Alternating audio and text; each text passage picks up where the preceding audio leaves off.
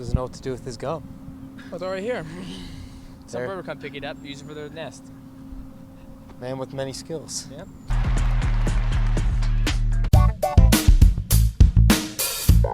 This is the Schmo with the Pro, with the former UFC flyweight champion, the current one championship flyweight champion, the future Hall of Famer, the man with the most consecutive UFC title defenses in company history, Demetrious Mighty Mouse Johnson in the flesh, Denver, Colorado. How we doing? We're doing great. We are doing great. Getting ready, you're here early. You got one fight night 10, one's debut on U.S. soil. You got the trilogy against Adriano Moraes, getting acclimated to this high altitude. Yeah, it's going good. We've been here for 10 days so far, and we just got done with our last hard sparring session. So from now on, we're just going to start, slowly try to build up to make sure we peak that Friday night. Be honest with the Schmo. We know you're always in good shape. Yeah. Does it feel worthwhile to be out here in Colorado doing this altitude training, or you think you could have done it well up there in Washington too? No. I'm glad I came out. At the beginning, I was like, I don't think I'm going to go out. I'm 36. I know what I'm doing. I've been fighting for 18 years. I'm glad I came out, because we've been doing everything we would do back home. So every Friday we would spar. Tuesday we sparred. Tomorrow we're going to swim, working at underwater swimming to build up that VO2 max. So I'm super grateful I came out here. And you're going to catch some bare-knuckle fighting, too, Saturday evening inside the same arena that you're going to be having your fight with One Championship. Yeah, bare knuckle fighting are allowing us to come there. Well, they're hooking us up with some tickets. Give me an atmosphere that I'm going to be in, competing in. I competed in that same arena back in 2010, I believe, against Nick Pace in WEC. So it's almost kind of full circle, One Championship's One Championship's U.S. debut here in Denver, Colorado, and that's where I got my first W in the big leagues in WEC.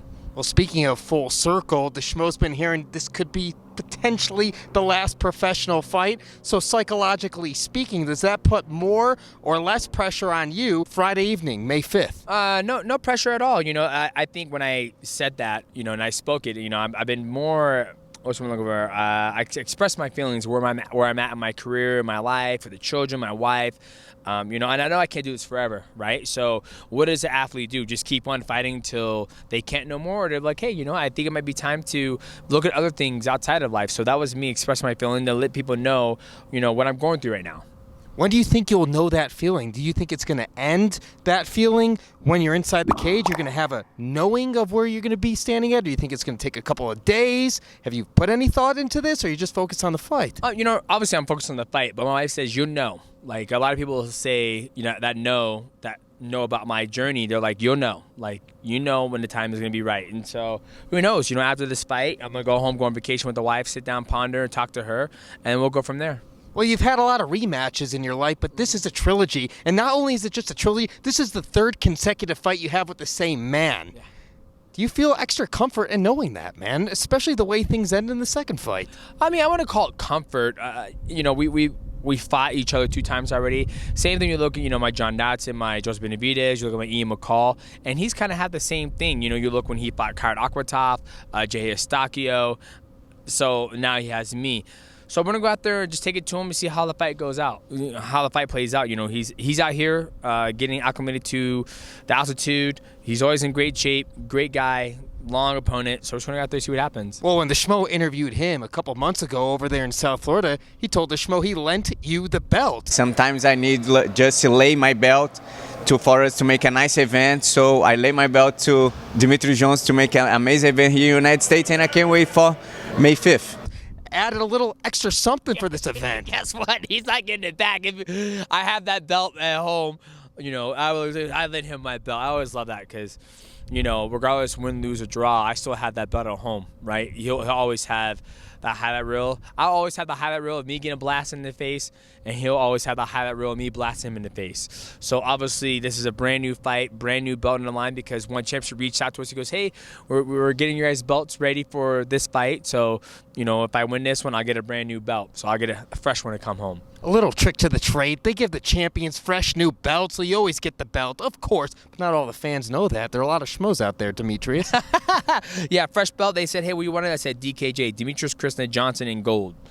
And speaking of gold, your buddy, Henry Cejudo, the next night, May 6th, you've done some training with him. They talk about ring rust. He's got a very tough opponent, Aljamain Sterling, a very game opponent, long, rangy guy. Yep. But how do you expect Henry? We know you're rooting for him. You know you think he's going to be getting his hand raised. How does he get the job done? He was going to go out there. He's going to have his hair. He's going to go out there. He's going to move. He's going to go, and wham! He's going to throw that leg kick.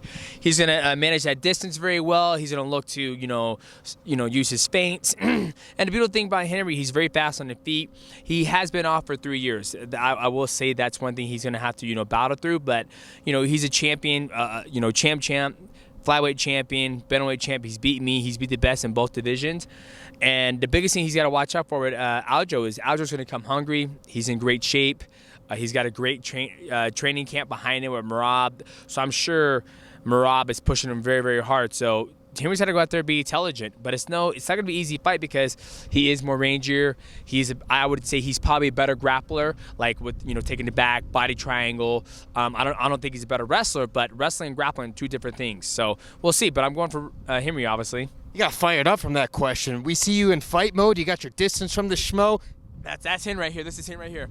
And throwing that kick and so, I'm excited about it. We're excited for you too, man. One Fight Night 10 right here. Can we get a final message for all the Mighty Mouse fans out there worldwide? What's going on, guys? Make sure you tune in on Amazon Prime May 5th. Denver, Colorado, sold-out crowd. Adriano Moraes taking on Demetrious Johnson, the trilogy #3. Don't miss it. First Bank Center. It's going to be rocking. He's the pro. I'm the Schmo. Denver. We're out.